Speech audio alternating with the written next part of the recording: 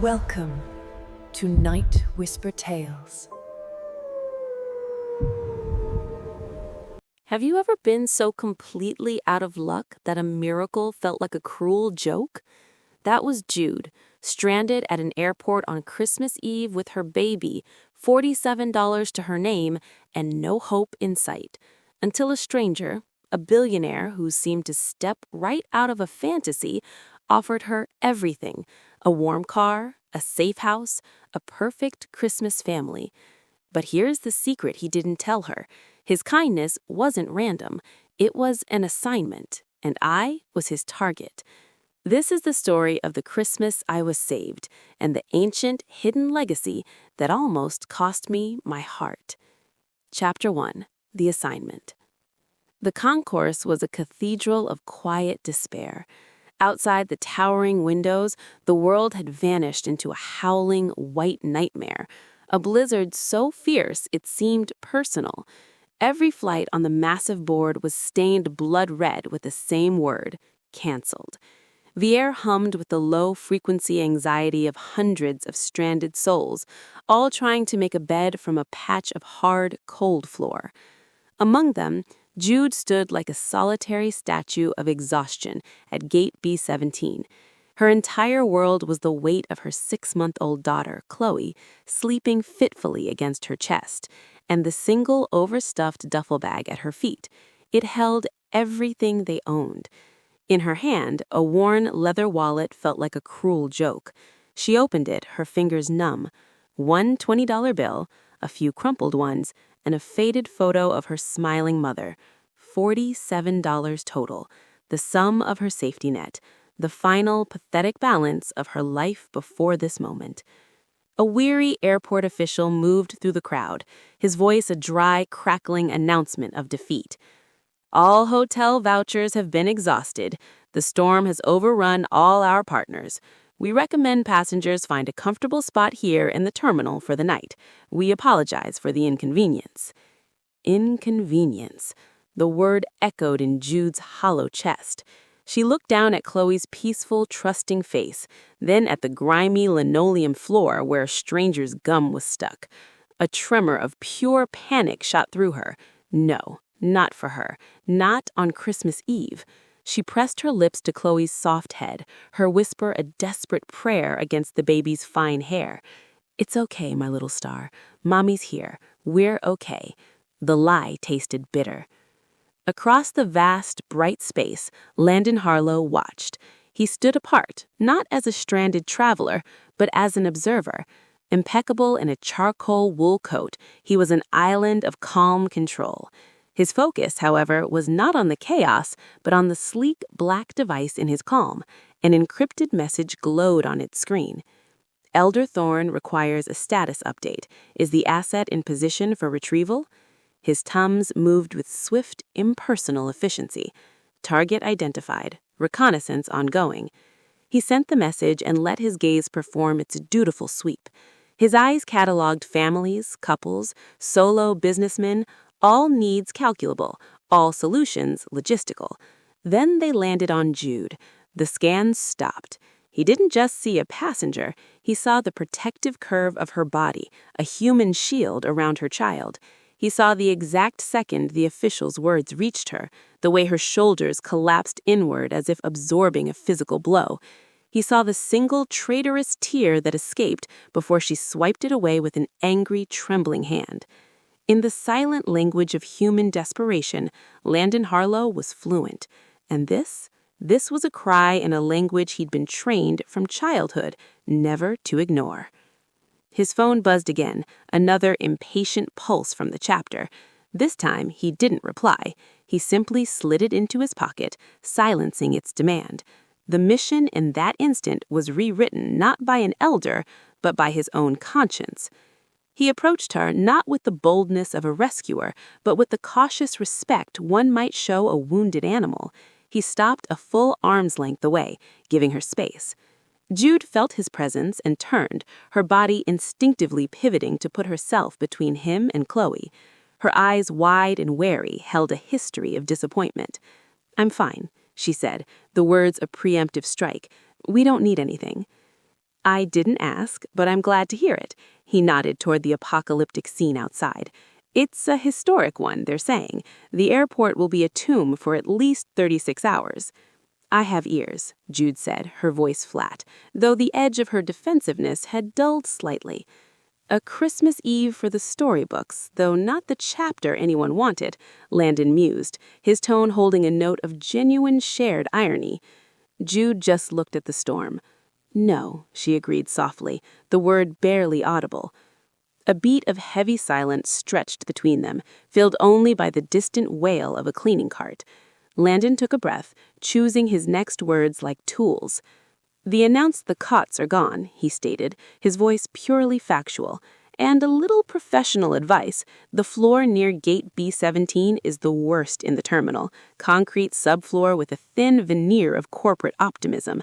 I've done the research." A sound escaped Jude, a half-choked laugh that was mostly shock. "A floor critic? Is that your profession?" "Frequent flyer," he corrected. A real warm smile finally reached his eyes. "Landon." She studied him for a long moment. The expensive coat, the steady gaze, the lack of desperation. He was an entirely different species of stranded. "Jude," she finally offered. "This is Chloe." Landon's gaze dropped to the bundle in her arms. His entire demeanor softened, the professional mask melting away to reveal something profoundly human. "She has the right idea," he said, his voice dropping to a gentler register. "Sleep through the disaster and wake up where the trouble's already been sorted." He looked back at Jude, his expression turning earnest, decisive. "Jude, my family's home is 40 minutes from here, in the opposite direction of this mess. It's an old stone place built for sieges worse than this. We have rooms that haven't been used in years, a kitchen that is currently producing a feast for no one in particular, and a staff who would be thrilled to have a baby to fuss over. There's a guest wing with a crib, a real one, with a firm mattress and fresh linen." He painted the picture with simple, vivid strokes. Warmth, safety, a crib. He had seen the unvoiced terror in her eyes, the fear of laying her daughter on a public floor, and had addressed it directly. Jude's breath hitched. The longing that flashed across her face was so raw, it was painful to witness. "That is a ludicrously kind offer, from a man's last name I don't even know. The answer has to be no." "Stop thinking of it as charity," Landon said, his voice gaining a firm, reassuring strength. "Think of it as a strategic alliance between two casualties of the same storm. My meeting in Zurich is a ghost. Your plans are a ghost. We are temporarily extinct. My car is downstairs, heated, with a driver who has impeccable reflexes in snow. The journey is a solved problem. The alternative is a night of concrete and fluorescent lights." His pocket vibrated again, a persistent, angry buzz. The chapter demanding control. Landon didn't even shift his weight. His entire universe had narrowed to this woman and her child. Jude looked at Chloe, then at the blinding, violent whiteness outside, then back to Landon's patient, waiting face. She was a fortress of self-reliance, but every wall was crumbling under the simple, devastating need to give her child one night of peace. "A crib?" she whispered, the word a fragile, breaking thing. "A beautiful, hand-carved crib," Landon confirmed, his voice as soft as hers. "And Mrs. O'Malley in the kitchen makes a spiced hot chocolate that, legend has it, can mend a broken spirit on contact." That was the final thread. A quiet sob broke from Jude's throat, and she didn't try to hide it. She was too tired for pride. "We have nothing to give you, no way to pay you back."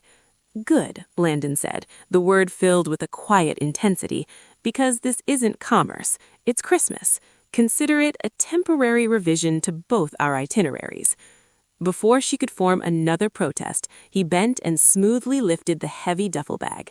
The action was not up for debate. It was a chivalrous declaration that her burden was now in part his. "The car is this way. I promise it's quieter." Jude hesitated for a final, seismic second, the last stand of a life lived trusting no one. Then, with a trembling exhale, she fell into step beside him. They walked through the deserted concourse, a billionaire guided by a secret vow, and a mother guided only by love, stepping together into a future neither of them could predict. As they walked, Landon was acutely aware of the phone finally going still in his pocket. He had been dispatched to complete a transaction for the chapter: identify need, provide solution, report success. Cold, clean, anonymous. But as he walked beside Jude, listening to the soft rhythm of her breathing mingling with her daughter's, he knew he had failed his mission spectacularly. He had broken the core tenet: never get personally involved. The woman was no longer a target or an asset. She was Jude. And in choosing her humanity over her duty, for the first time in her life of obligation, Landon Harlow felt truly, recklessly free. The assignment was closed. A new story was just beginning. Chapter 2. Initiation. The transition from the howling white void to the world inside Landon Harlow's car was so profound it felt like crossing into a different reality. The silence was the first shock. A deep, plush quiet, broken only by the soft hum of the engine and the rhythmic swish of the tires cutting through fresh snow. The second was the warmth, which seeped into Jude's bones, thawing a cold she hadn't even fully acknowledged she was carrying. Chloe, mercifully, slept through it all. Landon was a quiet presence beside her, offering occasional low-voiced commentary about the town they passed through. The bakery on the corner makes the only sourdough worth eating, or that park is magnificent in the spring. His phone, which had buzzed with such insistence at the airport, remained silent and dark in the center console. He seemed present. Yet Jude caught him, once or twice, looking not at the road ahead, but at the reflection of her and Chloe in the dark window, his expression unreadable. After 40 minutes, the town lights faded behind them, and the driver turned onto a long, private road lined with towering ancient pines, their branches heavy with fresh snow. At the end of the lane, the Harlow estate emerged. Jude's breath caught. It wasn't merely a large house, it was a vision from a storybook. A grand stone manor rose against the night, its windows glowing with golden light that made the falling snow glitter like diamond dust. Wreaths adorned with crimson ribbons hung on every window, and a soft, warm light from within illuminated the intricate frost-kissed panes. It looked less like a building and more like a living heart beating with light and warmth in the frozen darkness.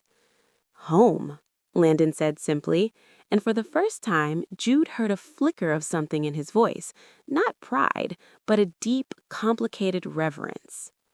The front door swung open before they reached it, spilling more golden light onto the snow-dusted steps. A woman in her 60s with a kind, sharp face and an apron tied neatly over a warm dress stood waiting.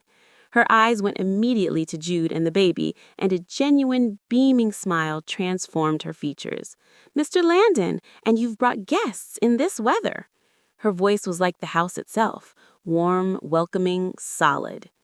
"Mr. Landon, this is Jude and her daughter Chloe. They'll be our guests for Christmas. We need the evergreen suite prepared and the crib from the East Nursery brought up." Of course. The ledger did say an unexpected blessing was due," Mrs. O'Malley said, bustling forward to help Jude with her coat. The phrase was odd, but delivered with such matter-of-fact cheer that Jude dismissed it as an old-fashioned turn of phrase. The interior of the estate was overwhelming. A vast two-story foyer was dominated by a sweeping staircase. The air smelled of pine boughs, beeswax, and something sweet baking, the legendary hot chocolate, perhaps. But Jude's eyes were drawn instantly to the far wall, above a roaring fireplace large enough to stand in. Carved into the ancient mantelpiece was a beautiful, intricate symbol. It was a circle, woven from what looked like holly and oak leaves. At its center, protected by the wreath, was a single stylized flame. It wasn't just a decoration, it had the weight and presence of a crest, a seal. It felt old. It felt important. Landon followed her gaze.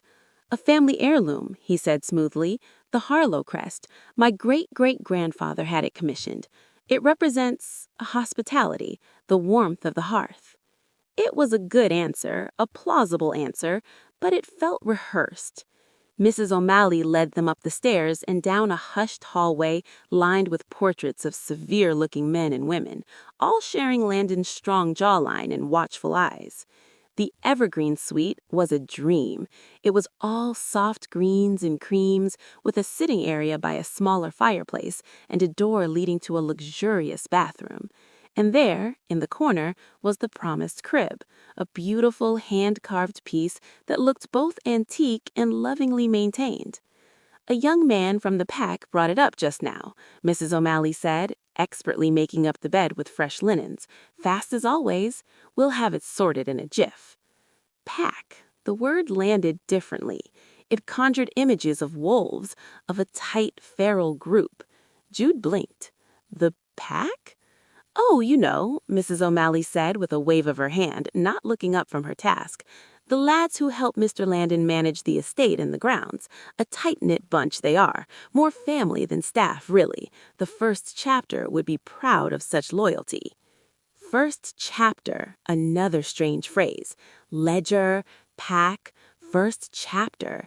They were like pebbles dropped into the still pond of this perfect scene, sending out ripples of quiet disquiet. Jude decided to chalk it up to the quirks of a very old, very rich family with their own private language. She was exhausted, and Chloe was beginning to stir with a hungry whimper. As if reading her mind, Landon spoke from the doorway. I'll let you get settled. Mrs. O'Malley will bring up a bottle warmer and anything else you need. Dinner's at 8, but don't feel pressured. Rest. You're safe here. His words were a balm. You're safe here. She wanted to believe them with every fiber of her being. After he and Mrs. O'Malley left, Jude fed Chloe and settled her into the impossibly soft crib. The baby sighed, her fists unclenching in sleep. Jude stood in the middle of the silent, beautiful room, the fire crackling softly. She was safe. She was warm. She should have felt nothing but relief. But as she looked around, her gaze kept returning to the closed, heavy oak door of the suite. Down the hall, she had passed another door, thicker, older, with a heavy iron lock. Landon had quickly guided her past it, saying, "Just the old library, nothing but dusty books in there." A library locked from the outside? In a house that otherwise breathes open hospitality. The warmth of the Harlow estate was genuine. The kindness in Landon's eyes was real. She felt it. But beneath the glowing surface, in the odd words and the locked doors and the watchful symbol over the hearth, she felt the deliberate, sturdy architecture of a secret. She was not just a guest. She was, she realized, inside the story, and she had no idea what the next chapter held. Chapter 3. The Unwritten Rule. The morning after the storm dawned with a silence so profound it felt sacred. At the Harlow estate, the world was wrapped in a thick, muffling blanket of snow that absorbed all sound. Jude woke slowly, swimming up from a depth of sleep she hadn't known she was capable of. The mattress beneath her was a cloud, the heavy duvet a fortress against any lingering chill. For one disorienting moment, the sheer comfort was alien, frightening. Then memory reassembled itself. The airport's fluoresces hell, the blizzard's roar, the man with the kind eyes and the impossible offer. She turned her head. In the beautiful hand-carved crib, Chloe was awake. But instead of the hungry, impatient cry Jude was braced for, her daughter was silent, utterly captivated. A shaft of pale winter sun, filtered through the frosted window, had found a crystal prism hanging from a lamp. It cast tiny, brilliant rainbows that danced and shimmied across the wall beside the crib. Chloe's wide blue eyes tracked them, her little mouth a perfect O of wonder. The tight knot of constant anxiety in Jude's chest, a presence she had lived with for so long she'd forgotten its weight, loosened by a single, palpable degree. She is safe. She is warm. She sees magic. The thought was a prayer of thanks. A soft, rhythmic knock came at the door. It was Mrs. O'Malley, bearing a tray that seemed to carry the very essence of a peaceful morning. "I took a liberty, my dear," she said, her voice a gentle hum. "A bit of tea, some porridge to stick to your ribs, and eggs from our own hens. The little one's bottle is just there, warmed to the perfect temperature. Mr. Landon is seeing to some correspondent, but he asked me to tell you he'll be in the Great Hall after 10, should you wish to join him. The tree awaits its adornment." "Adornment?" Jude repeated, savoring the old-fashioned word. "That sounds much more important than just decorating." Mrs. O'Malley's eyes sparkled. "In this house it is. Every bauble has a history, every light signifies a hope. It's never just decoration." She bustled about, straightening an already straight pillow. "You take your time. The house knows its guests are resting." Another peculiar phrase, spoken with absolute conviction. Jude was beginning to realize these weren't just quirks, they were fragments of a creed. After a slow, luxurious breakfast, the first meal she'd eaten without one hand braced for disaster in months, Jude bundled Chloe against her and ventured out. The estate by daylight was a revelation. The grandeur was still there, the soaring ceilings and polished floors, but it was softened. Sunlight poured through tall windows, illuminating dust motes dancing in the air like gold powder. The smell was intoxicating: beeswax, old books, pine, and the undeniable sweet, spicy scent of gingerbread baking somewhere deep within. She found the great hall by following the sounds of crackling fire and the faint, melodic plink of glass. The room was even more magnificent by day. The vaulted wooden ceiling resembles the upturned hull of a great ship. The stone fireplace with its imposing crest was the heart of the room, and before it stood the tree, a majestic, towering fir that seemed to hold the very scent of the forest within its dense, dark green branches. Landon was there. He'd shed the CEO armor. Gone was the tailored wool coat. He wore soft charcoal gray trousers and a cable-knit sweater the color of oatmeal. He was on his knees beside several antique wooden crates, carefully excavating bundles of tissue paper. He looked approachable, human. He glanced up as she entered, and the smile that spread across his face was uncalculated, warm, reaching his eyes in a way that made something flutter in Jude's stomach. "You found us," he said. "I was just beginning the excavation. It's an archaeological dig of family Christmas past." "It's beautiful," Jude said, her voice hushed by the scale of the room and the task. "It's a beast," Landon laughed, a rich, easy sound, "but a friendly one. My mother always said a Christmas tree should feel like a welcoming embrace the moment you see it." He held up a carefully unwrapped ornament, a delicate glass snowflake, its pattern so intricate it looked like frozen lace. "My mother was the artist, the keeper of the magic.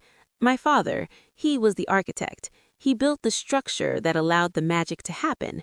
The tradition of seasonal hospitality, he called it, making sure the house was full, the larder stocked for the town feast, that no one slipped through the cracks." He said it casually, but he heard the capital letters in the phrase, tradition of seasonal hospitality. It sounded like an official policy. "That's a big tradition to uphold," she said, accepting the snowflake. Its cool, smooth surface felt precious in her hand. "It is," Landon agreed, his smile fading into something more thoughtful. He sat back on his heels, watching her as she found a spot for the snowflake on a high branch. "Now, it's not haphazard, Jude. It's a system, a way of looking out for the community, especially at the solstice, identifying where the shadows are deepest and trying to bring a little light." He was choosing his words with extreme care, she realized. He was telling her a truth, but not the truth. It was a decoy, a beautifully wrapped box with a simpler gift inside, hiding the real one. "A system," Jude echoed, turning to face him. "So when he saw me at the airport, was I a shadow that needed light? Part of the system?" The question was direct, and it hung in the fragrant air between them. Landon didn't look away. He held her gaze, and in his eyes she saw the conflict from the airport return, the war between duty and desire. Yes, he said, the word stark and honest. Yes, initially, yes. You fit the criteria. He stood up then, brushing non-existent dust from his knees, and took a step closer. The space between them shrank, charged with the unsaid. But Jude, listen to me. The system has rules. It's efficient. It's anonymous. It's about the act, not the actor. He paused, his voice dropping, deepening with an emotion that seemed to surprise even him. But Jude, by the time I stood in front of you, the system had nothing to do with it. I didn't see a criteria. I saw a woman who was so strong she was about to break from holding it all together. I saw a mother putting on a brave face for her baby in the middle of a catastrophe. I saw you. The raw sincerity in his voice was a physical touch. It stole the air from her lungs. She had been a project for so long, a problem to be solved, a burden to be managed, to be seen, not as a case, but as a person. "Why are you telling me this?" she whispered. "Because you asked," he said simply, "and because you deserve to know that while you may have been an entry in a ledger at the start, you became a line in a different story almost immediately." Ledger. There it was again. The word connected everything. Mrs. O'Malley's chatter, his talk of systems, the hidden structure beneath the warmth. The mystery solidified from a feeling into a shape. "Your system of yours," Jude said, her courage building. She picked up another ornament from the crate, a wooden soldier, its paint chipped from love. "It has a name, doesn't it?" Landon went very still. The easy rapport of the morning solidified into tense silence. He looked at her, and in his eyes she saw the conflict from the airport return, the war between oaths and desire. "It does," he finally said, the words seeming to cost him. "But that name, that part of it, it's not mine to share. It's bound by promises older than I am. It comes with history and weight and unwritten rules," Jude finished for him, the first chapter title falling from her lips with perfect resonance. A faint, strained smile touched his lips. "Exactly, the most important of which is that the work is its own reward. The steward must remain separate, anonymous." He took the wooden soldier from her hand, his fingers brushing against hers. The contact sent a jolt through her stomach. "You are making it impossibly, wonderfully difficult to follow that rule, Jude." In that confession, in the touch of his skin against hers amidst the scattered waiting ornaments, the entire dynamic shifted. She was no longer just a guest or a charity case. She was a complication, a delightful, terrifying disruption to a perfectly ordered world. And as she looked into his eyes, she saw that for the first time in his dutiful, structured life, Landon Harlow was thrilled to be breaking the rules. The great hall, with its half-dressed tree and dancing firelight, no longer felt just like a beautiful room. It felt like a threshold, and they were standing right on the edge of it, together. Chapter 4. The Reveal. The air in the Harlow estate seemed different after the tree decorating. A new, silent understanding had been woven between Jude and Landon, as delicate and tangible as the strands of tinsel they draped over the fir branches. They moved around each other with a heightened awareness. A brush of hands while passing a dish at dinner, a meeting of eyes across the room that held a second too long. The grandeur of the house no longer intimidated Jude. Instead, it felt like a stage upon which a new, bewildering act of her life was playing out. Yet the mystery hummed beneath it all, a persistent bass note to the melody of growing affection. The words ledger, pack, first chapter replayed in her mind. Landon's confession of a system had given shape to the ghosts, but not a name. It made her watchful. The opportunity came 2 days before Christmas Eve. Landon was called away to the estate's office wing to take an urgent overseas video call about a stalled shipment, a stark reminder of the billionaire CEO life that existed parallel to this snowy domestic bubble.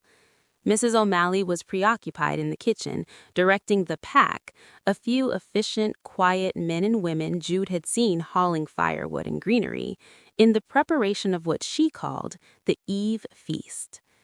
With Chloe down for a nap in the evergreen suite, Jude found herself with the rare, quiet moment alone. A restless energy filled her. She decided to explore the main floor library, not the locked, ancient one, but the grand, inviting one Landon had shown her on her first tour, lined with thousands of books and comfortable leather armchairs. "Feel free to borrow anything," he'd said. "The stories in here are meant to be read." The room was peaceful, smelling of paper and polish. Winter light streamed in through tall windows. Jude browsed the shelves, her fingers trailing over leather spines. History, botany, architecture, and then a small, curious section on local folklore. One book, bound in faded green cloth with no title on its spine, was shoved slightly out of alignment, as if replaced in a hurry. Curious, she pulled it out. It was not a printed book, but a thick, blank-page journal. However, as she flipped it open, her breath caught. It was filled with beautiful, meticulous hand-drawn maps of the estate and the surrounding town, annotated in an old-fashioned cursive. On one page was a detailed sketch of the holly and oak crest, and beneath it the words, "Sigil of the Evergreen Chapter. The flame must not be extinguished." Evergreen Chapter. Her heart began to pound. This was it, the name. She carefully replaced the journal, her mind racing. This was a clue, but not proof. Her eyes scanned the room. Near the large mahogany desk was a low cabinet with a series of small, identical drawers, each labeled with a simple brass number: I, 2, 3, 4, 5. They looked like card catalog drawers for a personal library. Driven by a pulse of daring curiosity, she went to the cabinet. The drawer labeled IV was slightly ajar. She pulled it open. Inside were not cards, but small rolled scrolls of parchment tied with black ribbon. Each scroll had a year written on a tiny tag. Her hands trembled as she reached for the most recent one, marked with the current year. She untied the ribbon and unrolled it. It was a list. At the top, in elegant calligraphy, it read, "Annual Ledger of Light, year of our chapter 172. Beneath it, in 2 columns, were entries: need identified, Peterson Orchard; threat, foreclosure due to hail damage; light provided, anonymous grant to cover mortgage via Harlow Family Agricultural Fund; need identified, St. Mary's Soup Kitchen; threat, broken heating furnace; light provided, new industrial furnace installed, contractor invoice paid anonymously." The entries went on, each a small, miraculous averting of a local disaster. Jude's eyes flew down the page, and then she saw it, the second to last entry. Need identified, unnamed, female, approximate 25 to 30, infant child. Location, International Airport, Concourse B. Threat, total destitution, exposure, no safe harbor during climactic anomaly, Blizzard Bernard. Light provided, full seasonal hospitality invoked, shelter, sustenance, security offered per First Charter Article 3. Target secured and transported to primary hearth, awaiting resolution. The parchment nearly slipped from her numb fingers. Target secured. The words were a splash of ice water. She was an entry, a need identified, a target. All the warmth, the kindness, the softness in Landon's eyes. Was it just resolution? A desperate, wounded logic took over. She scrambled for the oldest scrolls in the drawer. She unrolled one at random. Annual Ledger of Light, year of our chapter 43. Need identified, Miller family, coal miner, threat, black lung, no income, 6 children. Light provided, 1 ton of premium coal delivered anonymously to property, doctor's fees paid. 1847, provided coal to the millers. The phrase from the original story echoed in her head. It was real. This was centuries old. She grabbed another from the 1990s. Annual Ledger of Light, year of our chapter 43. Need identified, Peterson family farm. Threat, bank repossession. Light provided, debt mystery paid via overnight wire transfer. Family retains land. 1999, saved the Peterson farm. It was all true. Every whispered legend, every strange turn of phrase.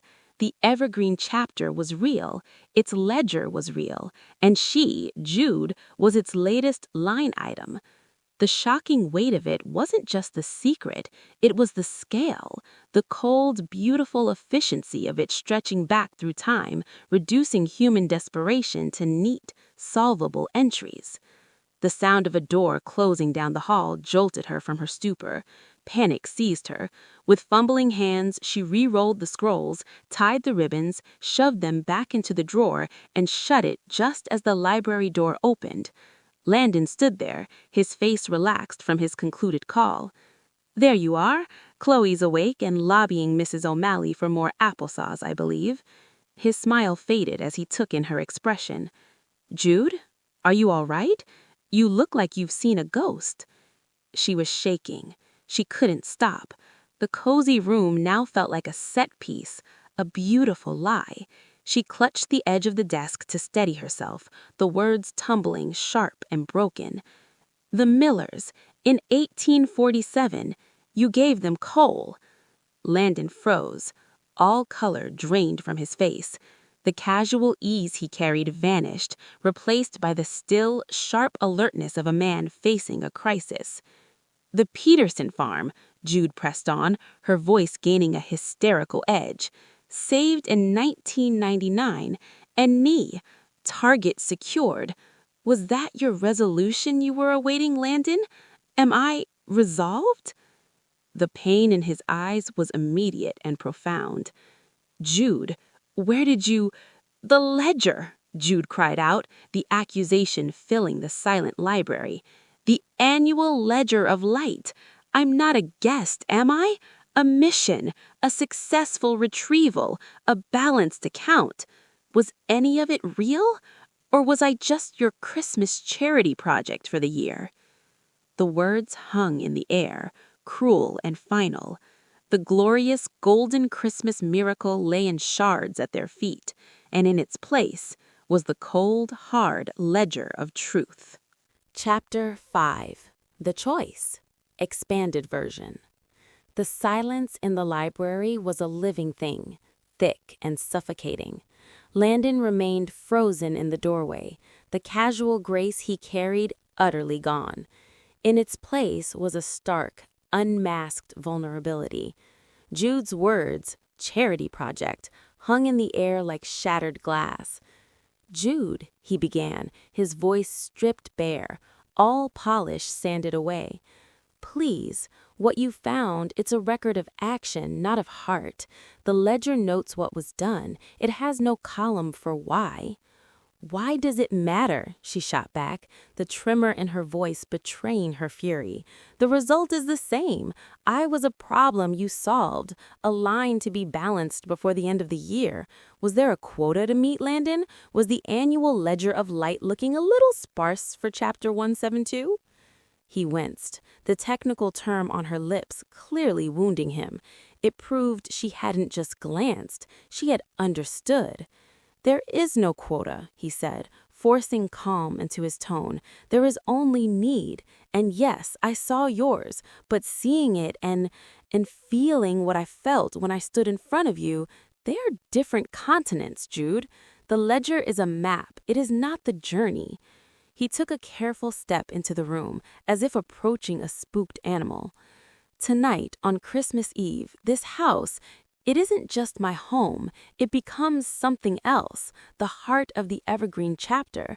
There's a gathering, a ceremony we've held for over 2 centuries. It's where the ledger is closed for the year, not in ink, but in spirit." He stopped, his eyes pleading. "Come with me, see it. See us, not as you read in a scroll, but as we are. And then, if you can't bear it, if the truth of it is too much, I give you my word. At dawn, I will take you and Chloe anywhere you want to go. You will never hear from me again. You can consider the ledger settled in every sense. He was offering her an escape clause, the ultimate proof that she held the power. It was that, more than anything, that pierced her anger. The man who commanded boardrooms and a secret society was surrendering all authority to her. The curiosity that was her twin flame to survival ignited again, burning alongside the hurt. She had to see, she had to know what kind of world she had almost believed in. "Show me," she whispered, the fight draining out of her, leaving only a weary, wary resolve. As afternoon bled into early evening, a palpable shift descended upon Harlow Estate. The festive decorations remained, but their character changed. The twinkling lights on the tree seemed less like ornamentation and more like watchful stars. The evergreen garlands smelled sharper, more sacred. Mrs. O'Malley and the other members of the household staff, the pack, moved with a serene, purposeful efficiency, arranging chairs in the great hall into a wide, open circle. At the epicenter of the room, directly before the hearth with its carved crest, they placed a simple, ancient-looking copper brazier on the stone floor. From her vantage point on the landing, Jude watched the townspeople arrive. They came not through the grand front door, but through a side entrance she hadn't noticed, dusting snow from their boots. They were the fabric of the community, the ruddy-faced owner of the hardware store, the elderly librarian with kind eyes, the young teacher from the grade school, farmers in sturdy sweaters. They greeted each other with a quiet, solemn warmth, a press of the hand, and that same strange phrase, "The light persists." "The chapter endures," came the soft reply. This was the revelation. The Evergreen chapter wasn't a cabal of billionaires. It was the town itself, bound by an oath, and Landon's family, it seemed, were its stewards. A profound dislocation washed over Jude. Her hurt was suddenly small and selfish against the backdrop of this vast, generational covenant. Yet it was no less acute. When Landon came for her at 11, he was transformed. Gone was the soft sweater. He wore a simple, high-collared shirt of dark linen and trousers, clothes that spoke of tradition, not wealth. He looked like the keeper of a flame. "It's time," he said. He offered no hand, just a deep, searching look. "They know you'll be there. They want you to be." Wordlessly, Jude followed, carrying a sleeping Chloe close to her heart, her anchor. The great hall was full. The air hummed with a quiet, collective energy. The townspeople stood around the circle, their faces expectant, kind, and curious. Landon led Jude to a place beside Mrs. O'Malley near the hearth. The older woman gave Jude's arm a gentle, reassuring squeeze. Landon stepped into the center of the circle, beside the brazier. He did not need to call for silence. It descended naturally. "Friends, members of the Evergreen chapter, we gather once more at the turning of the year, in the deepest dark, to remember our first promise." He motioned to Mrs. O'Malley, who brought forward a small, aged wooden box. With reverence, Landon opened it and lifted out a candle. But this was no ordinary candle. It was massive, made of deep golden beeswax, its surface imprinted with a pattern of interlocking leaves. The wick was thick and dark. "This is the first light," Landon said, cradling it. "Kindled from the last ember of the log that warmed Elias Harlow and his neighbors in the winter of 1799, when they had lost everything to a fire. They swore an oath that night that their community would be a fortress against despair, that no one would shiver in the dark alone. This flame," he lit the candle from the eternal fire of the hearth, and it caught with a steady, robust glow. "This is not just fire, it is the living symbol of that oath. We are not a charity, we are a covenant. Our work is not to give from a place of plenty, but to share from a place of shared humanity, to see the need and answer it, not with fanfare, but with grace. He held the candle aloft, and every face in the room was tilted towards its glow, reflecting the same solemn devotion. Tonight, on Christmas Eve, this house, it isn't just my home, it becomes something else, the heart of the Evergreen chapter. There's a gathering, a ceremony we've held for over 2 centuries. It's where the ledger is closed for the year, not in ink, but in spirit. He stopped, his eyes pleading. So, now the choice the ceremony demands is mine, Landon declared, his gaze locked on hers, blazing with love and despair. I can fulfill my duty as steward, I can see you safe and honor our tradition, and let you go at dawn. The ledger will be balanced. He took a shuddering breath, his voice breaking. Or I can renounce my stewardship. I can walk away from the chapter, from this house, from this legacy. I can be just Landon, a man asking the woman who rewired my soul for a chance to love her with no ancient vows between us. The gasp that swept the room was of pure, unadulterated shock. It was the unthinkable. To abandon the stewardship was to sever the covenant. An elderly man, whom Jude recognized as the town's retired doctor, stepped forward. "Landon, my boy, this chapter is your birthright, your blood. You can't just—" "My blood is telling me this is my heart," Landon replied, his voice thick with tears he refused to shed. The deadline was now. The ceremony, the gathered chapter, the weight of history, it all demanded a resolution. Jude looked from Landon's anguished, loving face to the candle, to the circle of people whose lives were interwoven with this secret promise.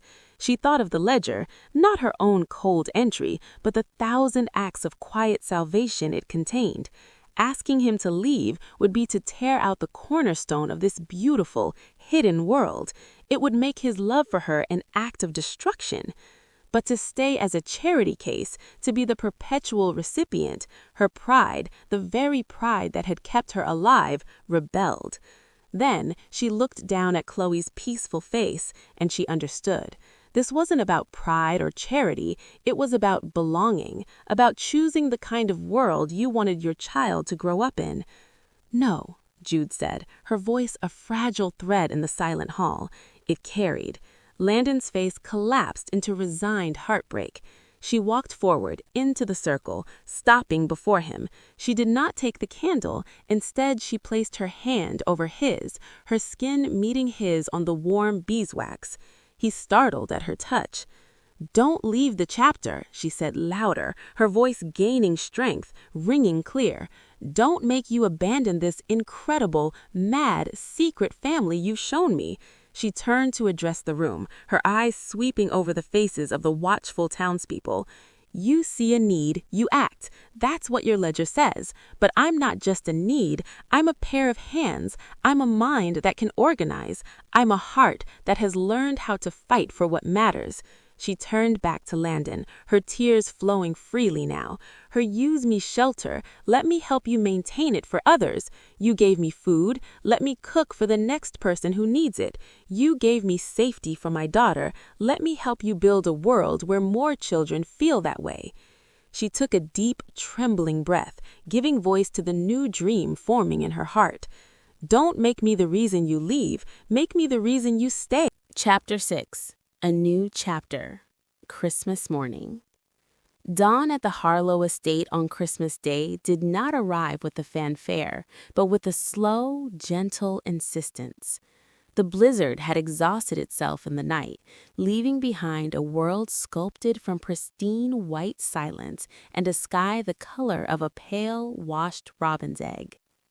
The light that crept into the evergreen suite was diffused and kind, gilding the edges of the furniture and painting long, serene rectangles on the floor.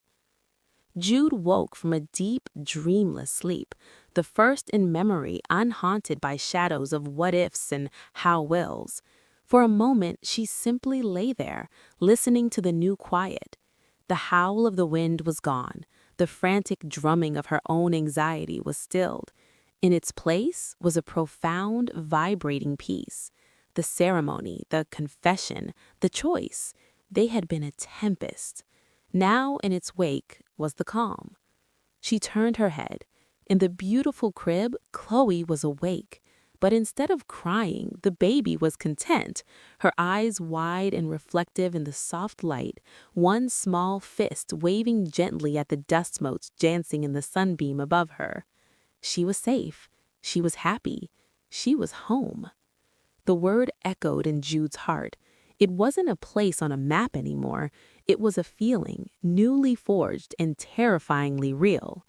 As she rose, a flicker of silver on the writing desk caught her eye. A small rectangular package wrapped in paper the color of moonlight and tied with a slender velvet ribbon the precise shade of pine. It sat there, unobtrusive and elegant. No card.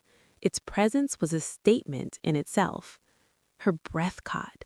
She moved to Chloe first, the rituals of motherhood a comforting anchor. She changed her, murmuring soft nonsense that made the baby coo, then settled into the armchair by the cold fireplace to feed her. All the while, her eyes kept drifting back to the silver package. It was a punctuation mark at the end of the longest sentence of her life. Only when Chloe was fed, burped, and drowsy again did Jude approach the desk. She untied the ribbon, it felt like silk, and peeled back the paper with careful fingers. It was a book, a journal, but to call it that felt like calling the estate a house. The cover was a lush, deep forest green leather, so supple it yielded to her touch. Centered on the front, embossed not in gold but in a cool, bright silver, was the crest she now knew as well as her own heartbeat, the circle of holly and oak, the protected flame at its center, the sigil of the evergreen chapter. And beneath it, in the same elegant script, 2 words, "Your volume." A soft, involuntary sound escaped her, a mix of a gasp and a sob.